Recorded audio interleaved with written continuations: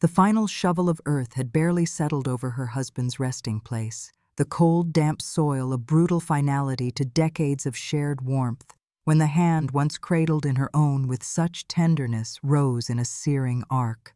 The slap echoed not just across Eleanor's cheek, leaving a crimson sting that blossomed like a venomous bruise, but reverberated through the hollow chambers of her soul, across 60 years of unspoken sacrifice. The sound, a sharp concussive crack in the hushed aftermath of the graveside ceremony at the grand Blackwood estate, seemed to suck the very air from her lungs. "This isn't your home anymore," her son-in-law Vincent snarled, his voice a venomous whisper that barely carried beyond the three of them standing on the manicured lawn, his eyes that once held a chilling emptiness, now filled with a cruel triumph, utterly devoid of recognition, utterly devoid of humanity. "Disappear." The words, razor-sharp, sliced through the thin veneer of composure she had meticulously maintained through the grueling funeral, through the past few agonizing years of silently watching her beloved Arthur wither away from an insidious, creeping illness. His final breath had been a whisper of her name, a fragile sigh that left her anchorless, adrift in a world suddenly devoid of his steady presence. And now, this. Betrayal, raw and agonizing, surged through her, a bitter tide threatening to drown the last vestiges of her strength. She felt it, a visceral clenching in her gut, a burning behind her eyes that stubbornly refused to spill tears. She had poured her very essence into this family, into this young man, nurturing him, supporting him through countless childhood scrapes, through rebellious teenage years, through university tuition and job searches, building him up, sacrificing her own dreams, her own comfort, asking for nothing in return but the quiet acknowledgement of her love, a reciprocal warmth she now realized had never truly existed. But gratitude, it seemed, was a currency long devalued, if it had ever held any worth at all in their eyes. Her daughter, Clara, a woman whose delicate features and perfectly coiffed blonde hair belied a core of granite and a calculating mind, watched from the doorway of the grand house, a ghost of a smile, cold and triumphant, playing on her carefully painted lips. From the moment Clara had walked through the threshold of what was Eleanor's home, the home she and Arthur had built from the ground up, brick by painstaking brick, over 50 years ago, Clara had systematically, relentlessly claimed ownership of every space, every memory, every cherished artifact. She had subtly, then overtly, relegated Eleanor to a mere phantom, a temporary guest, an inconvenient shadow in her own life, in her own sanctuary. The very air in the hallway crackled with an unspoken triumph, an electric current of malevolence that left her reeling, yet oddly, strangely, awakened. A flicker of something deep within her ignited, a chilling calm born not of resignation but of an ancient simmering resilience descended upon her. It was the quietude of a predator, long dormant, now stirring. The world, so recently a blur of grief and shock, sharpened into an almost painful clarity. Every object, every scent, every sound in that house she had called home for decades, registered with a newfound intensity. The scent of stale potpourri Clara insisted on, cloying and artificial. The faint echo of Arthur's laughter from a distant memory, now just a whisper. Without a word, without a tremor in her hands that still tingled from the impact, she walked past them, past the son-in-law who had just struck her, past the daughter whose gaze held a victorious gleam, and up the familiar stairs that now felt alien, each creaking step a betrayal of its own, a mournful lament for what once was. Her bedroom, once a haven of shared dreams and intimate whispers, felt like a museum of a life that no longer belonged to her, dusty with the ghosts of happiness. A small, well-worn suitcase was pulled from the back of the closet, its faded leather a testament to travels long past, to adventures she and Arthur had promised themselves more of. She packed with an almost surgical precision, her movements economical, devoid of overt emotion. A few changes of clothes, practical and unassuming, chosen for their anonymity. Her worn, leather-bound journal filled with private thoughts and observations. A cherished, sepia-toned photograph of Arthur, young and vibrant, his arms slung around her, both smiling into a future they had painstakingly built, a future that now seemed a cruel mirage. And perhaps, though she wouldn't admit it, the last vestiges of her broken heart, carefully tucked away where no one else could see, hoping the darkness of the suitcase would conceal its fragile vulnerability. The only thing she intentionally left behind were the stack of meticulously organized property deeds, neatly placed on the polished mahogany table in the living room. A silent, potent declaration that she refused to utter aloud, a hidden riddle for them to solve. And her dignity, which, though wounded and bruised, remained defiantly intact, a beacon in the encroaching darkness. It was a dignity built on years of quiet strength, of enduring hardship, of living with integrity. The night swallowed her whole, a merciful, inky blackness that promised anonymity, promised oblivion. She drove without conscious thought, the hum of the old sedan Arthur had insisted she keep a comforting drone against the pounding in her head, the chill seeping into her bones, until the flickering neon sign of a nameless motel appeared through the rain-streaked windshield. It was a place of transient souls, of fleeting stops, and in that moment it was her sanctuary, a sterile, anonymous box that offered a momentary reprieve from the crushing weight of her reality. The air inside was thick with the scent of disinfectant and stale cigarette smoke, but to her, it was the sweet perfume of freedom. The kind-faced receptionist, a woman whose weary eyes seemed to have witnessed countless silent tragedies, whose own life seemed etched with unseen struggles, offered a sympathetic gaze, a soft murmured, "Are you all right, dear?" The words were simple, yet they carried a depth of genuine concern that almost broke the dam holding back her tears. But the silent, profound grief etched on the woman's face, the quiet dignity in her solitude, the almost imperceptible tremor in her hands as she signed the ledger with a steady hand, spoke volumes far beyond any words she could utter. The receptionist handed her a key, the cold metal a stark contrast to the warmth of her own unspoken empathy, a small gesture of kindness that felt like an ocean of understanding. Sleep offered no solace. The motel room, despite its anonymity, became a crucible for introspection. Her mind, a relentless projector, replayed a lifetime, vivid scenes flickering across the backs of her eyelids with an almost unbearable clarity. She saw the tireless hours spent building this very home, brick by painstaking brick, through blistering summers and biting winters, her hands blistered, her back aching, but her heart full of dreams. She recalled the relentless grind of mortgage payments that had shadowed every paycheck for over 4 decades, the endless nurturing of Clara from infancy to adulthood, a devotion so complete it had bordered on the erasure of self, a quiet sacrifice for his future. They saw a meek, aging woman. They saw someone easily dismissed, a relic of a bygone era, someone whose utility had expired. But they had failed to see the architect behind the facade, the silent engine that had powered their lives, the financial strategist who had meticulously managed their resources, the unwavering force that had kept their family afloat through lean years. Tucked away in a small, unassuming safety deposit box, at the very bottom beneath old insurance policies and her grandmother's forgotten jewelry, were the meticulously preserved documents, irrefutable proof, a legal fortress, that she was not just a co-owner, but a co-signer on the very mortgage that kept the roof over their heads, that entitled her to every single square inch of the property. It was her name, bold and clear, next to Arthur's.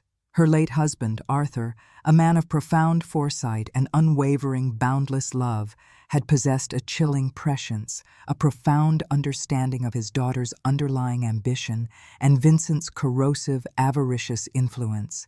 He had seen this day coming, a dark premonition of his own child's potential cruelty, a fear he had sometimes whispered to her in the dead of night.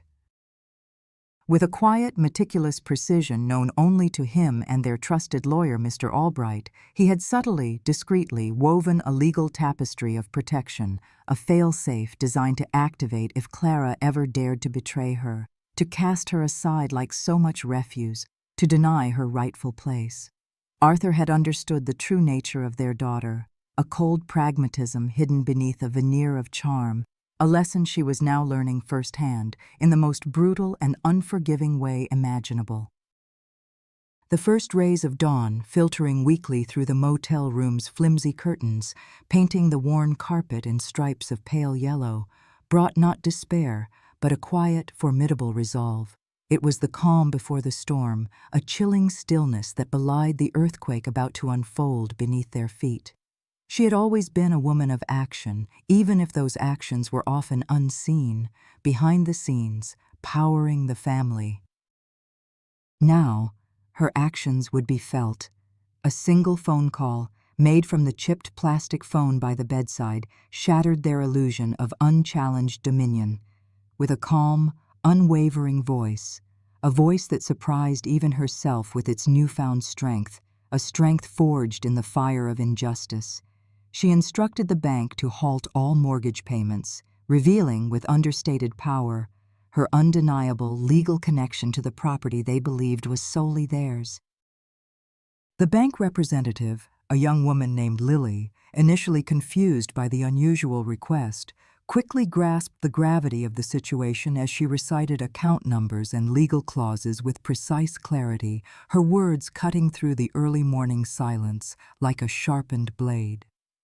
Lily's tone shifted from routine query to one of professional concern, recognizing the weight of what was being said. Within hours, the familiar click of new locks echoed through the house she had just left, a series of dull thuds that were, to her, a symphony of reclamation, an unseen hand asserting its absolute authority, its undeniable ownership. Vincent and Clara, basking in their presumed victory, perhaps already planning their lavish redecorations, would soon discover the true meaning of ownership, the true cost of their cruelty. By the end of the week, a stark, unforgiving notice from the bank, emblazoned with official seals and dire warnings, would land on Clara's doorstep, a cold, official declaration of mortgage breach, a prelude to the unraveling of their complacent, carefully constructed world. It was a quiet act, yet its repercussions would shake their world to its foundations. Her gaze drifted, not to the bleak motel room, but to the ghosts of a cherished past, to the vibrant memories of a life meticulously built. She saw the young couple they once were, Arthur and her, standing on an empty plot of land in the early 1960s, sun-kissed and hopeful, dreaming of a future, of children, of laughter filling rooms that didn't yet exist. She remembered the first mortgage payment in 1965, a monumental sum that felt like a lifetime's earnings, yet paid with a shared excitement for their burgeoning family, a testament to their youthful optimism.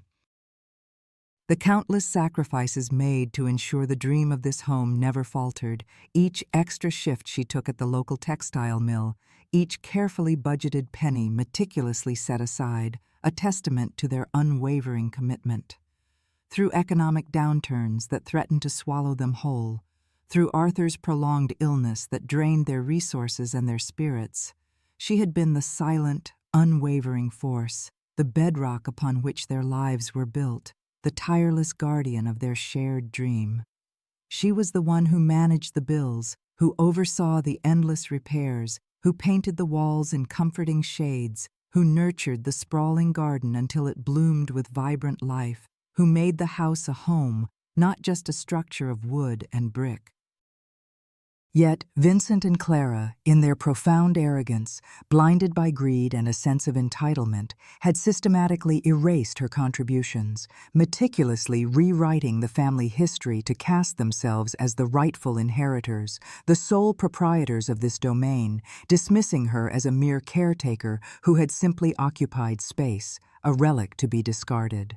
They had moved in after Arthur's illness worsened, slowly, subtly, like encroaching vines, taking over every aspect of their lives, asserting their presence, until her own identity in her own home had simply faded, becoming translucent. The whispers of Clara's friends overheard during late-night visits, about the old woman needing to move on, had always stung, but now they ignited a fire. A meeting was convened, not of reconciliation, but of a quiet, inevitable reckoning. The invitations, discreetly sent by Mr. Albright's office, simply stated a necessity to discuss final estate matters. With the formidable assistance of her late husband's lawyer, Mr. Albright, a man whose stern demeanor hid a sharp mind, decades of legal wisdom, and a deep loyalty to his longtime client Arthur, she initiated the activation of a critical legal clause, a hidden weapon within the will that Arthur had meticulously updated just months before his passing. This clause, meticulously crafted with chilling foresight and an almost prophetic understanding of his daughter's character, stipulated that any act of abuse or forced eviction against her would instantly strip Clara of all inheritance rights, reducing his presumed legacy to ashes, leaving him with nothing. The night of the slap had been recorded. Every cruel word, every sickening sound of the impact, every stifled gasp, every whispered threat from Clara, every condescending remark from Vincent, preserved with chilling clarity on a small, discreet voice recorder she had carried since Arthur's health began to subtly fail, a habit he had insisted upon for future reference, as his own memory occasionally wavered. "Just in case, my love," he had murmured, a prescient fear in his eyes. Mr. Albright, his expression grim and unreadable, reviewed the audio, listening intently, his jaw tightening with each passing second, and then confirmed the ironclad validity of the clause, its language precise and unequivocal, leaving no room for doubt or legal maneuvering. She was no longer a victim. She was a strategist, a chess master moving the pieces into place with cold precision, meticulously preparing to reclaim her life, armed with the undeniable force of the law and a newfound steel-hard resolve. The raw pain of the betrayal had sharpened her mind, stripped away the last layers of her quiet acquiescence, revealing the formidable woman who had always existed beneath the surface, waiting for her moment to emerge. The family gathered, a tense silence hanging heavy in the opulent, inherited living room, the grand chandelier sparkling overhead, a stark contrast to the darkness about to be unveiled. Clara and Vincent sat stiffly on the heirloom sofa Arthur had adored, their faces a mixture of smugness and ill-disguised impatience, a thin veil over their certainty of imminent victory. They believed this meeting was a mere formality, a rubber stamp on their new reign. Unaware of the impending storm about to break over their heads, other relatives, distant cousins, Arthur's remaining siblings, a few bewildered nieces and nephews, shifted uncomfortably, sensing the palpable tension that permeated the air. She sat, composed and still, in a single armchair opposite them, her gaze steady, almost serene, a stark contrast to the coiled fury and steely determination within her. Mr. Albright, standing by the fireplace, began to speak, his voice calm yet authoritative, laying bare the legal updates concerning Arthur's estate, details that slowly began to chip away at Clara and Vincent's smug expressions, replacing them with a growing unease. Then, without fanfare, he reached into his briefcase. He retrieved a small, unassuming device. He pressed play. The recording filled the room. Vincent's venomous words, "This isn't your home anymore. Disappear," echoing with a chilling clarity that seemed to strip the paint from the walls, the sharp, sickening sound of the slap, the raw pain in her stifled gasp, Clara's cold, triumphant chuckle, a sound that made several relatives recoil. The audio, a brutal, unvarnished truth, pierced the silence, exposing the ugliness they had so carelessly unleashed, the cruelty they had reveled in behind closed doors. As the audio faded, leaving an almost tangible void, a suffocating silence, Mr. Albright's voice cut through the stillness, cool and precise as he revealed the devastating legal clause, its implications sinking in with a horrifying, palpable finality. Clara's inheritance, once her birthright, a fortune he had already begun to spend in her mind, the very foundation of his privileged future, was now null and void, an empty promise dissolving into dust. Her name, once synonymous with heir, was now stripped of its power. Gasps rippled through the room, Clara's carefully constructed facade shattered, her face blanching to an ashen white, her eyes wide with a mixture of terror and disbelief. Vincent's jaw went slack, his eyes wide with a dawning horror, a realization that his world had just irrevocably crumbled. He looked at his mother-in-law, then at Clara, then back at Eleanor, a silent plea in his eyes that she refused to acknowledge.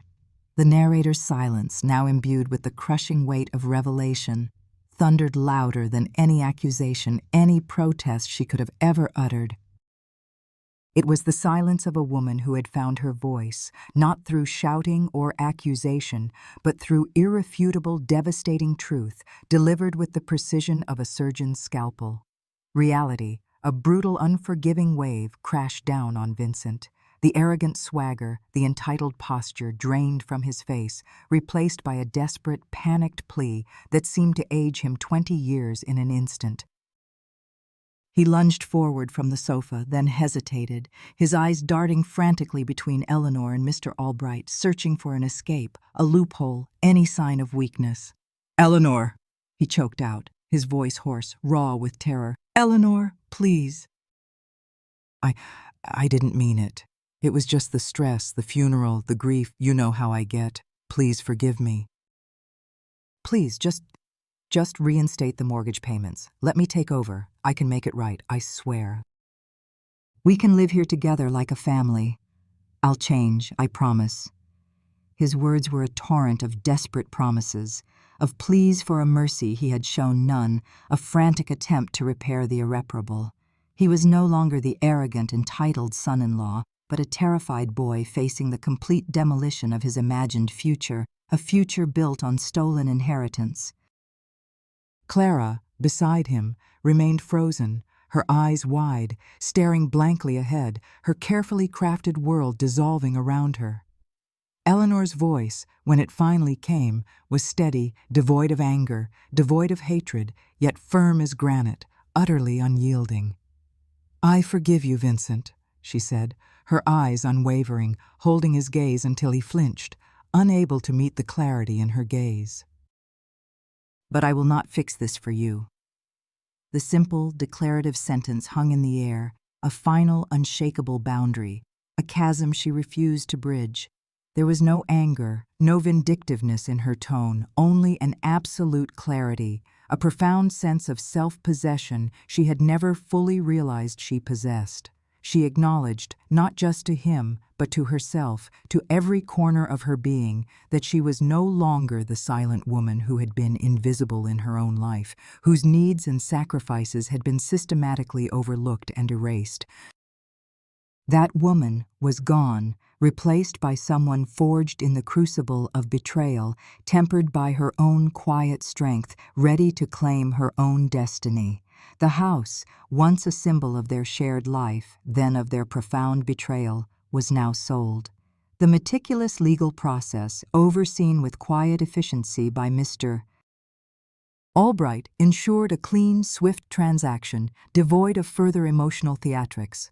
The substantial proceeds, far from lining her own pockets or being hoarded for personal comfort, were channeled directly to the Elder Dignity Alliance, a testament to her liberation, a concrete act of altruism that transcended personal pain, transforming her loss into a legacy of hope for others. It was a final, emphatic statement that her life was not about accumulation, but about meaning, about justice, about empowering the vulnerable. She walked away, not in defeat, not with bitterness clinging to her soul, but in quiet triumph, leaving behind the suffocating pain of being erased, of being dismissed, of being brutalized by her own daughter and son-in-law. Her journey, a deliberate pilgrimage of healing and rediscovery, led her thousands of miles away to a small, secluded cottage nestled by a pristine, crystalline lake in the heart of the Canadian Rockies. Here, amidst the vast, untamed wilderness, where the air was crisp with the scent of pine and wild berries, and the silence was broken only by the mournful call of loons, the distant howl of wolves, or the gentle lapping of water against the shore, she found a profound and unexpected peace. It was a freedom from the emotional turmoil, from the insidious control, from the suffocating expectations of a past that had almost consumed her, a past now safely, irrevocably behind her. In her new home, a sanctuary built of rough-hewn timber and panoramic windows gazing out onto the shimmering lake, reflecting the majestic mountains that cradled it, she awoke each morning not with the familiar ache of sorrow or the phantom sting of a slap, but with a burgeoning sense of boundless freedom and renewed purpose. The cold mountain air, crisp and clean, filled her lungs, invigorating her. Solitude, once a feared companion that had whispered loneliness in her ear, became a source of profound connection, a communion with nature, with the deepest, truest parts of herself she had long neglected. She spent her days walking the silent, snow-dusted trails, fishing in the glassy, ice-cold lake, her hands no longer trembling, reading by the crackling fireplace as blizzards raged outside, and simply being. She gardened in the short, intense summer, planting hardy wildflowers that burst forth with unexpected color, mirroring her own late-blooming strength. She taught herself to carve wood, transforming simple blocks into intricate figures of animals and birds, each cut a meditative act. She had lost a house, yes, a physical structure that had housed so much pain and so many illusions. But she had gained an immeasurable wealth, truth, clarity, and the indomitable power to reclaim her life, her voice, her very essence. From this tranquil sanctuary, far from the judging eyes of society and the clamor of a life unchosen, she began to record her story, not for revenge, not for personal gain, but for resonance. She shared it, quietly at first, through online forums dedicated to elder abuse and women's empowerment, then with increasing confidence, through small, intimate virtual gatherings, connecting with women across the globe who had faced similar struggles, the invisible mothers, the dismissed wives, the undervalued women whose voices had been silenced by circumstance or cruelty. She guided them, empowered them to find their own voices, to break free from their own silences, to understand that their worth was not defined by the expectations or dismissals of others, but by the quiet, formidable strength that resided within them, waiting to be unearthed. Her final message, articulated in a voice now clear and resonant, imbued with the wisdom of experience and the peace of a soul finally at rest, resonated with a quiet, yet formidable power that transcended her own personal narrative. Silence isn't weakness. It is often the profound, unyielding preparation for something infinitely stronger. It is the time when seeds of resilience take root, when clarity emerges from chaos, and when the quiet strength of the spirit gathers its formidable, undeniable power. She extended an invitation, a beacon of hope to all who would listen, her words echoing across digital spaces, reaching hearts far and wide, touching lives she would never personally meet. Find your voice. Your story matters. You are not alone. It was a testament to the enduring human spirit, a promise that even in the deepest betrayal, the quiet strength of a woman's heart could not only survive, but thrive, becoming a guiding light for others. Her journey, a solitary path from a shattered past to a peaceful present, transformed by an act of ultimate self-reclamation, became a universal anthem of resilience, a quiet revolution of the soul. The silence, once a burden, had become her loudest, most profound declaration, a testament to a life finally lived on her own terms, a legacy of strength whispered across the wild open spaces of the Canadian Rockies, finding echoes in the hearts of women everywhere.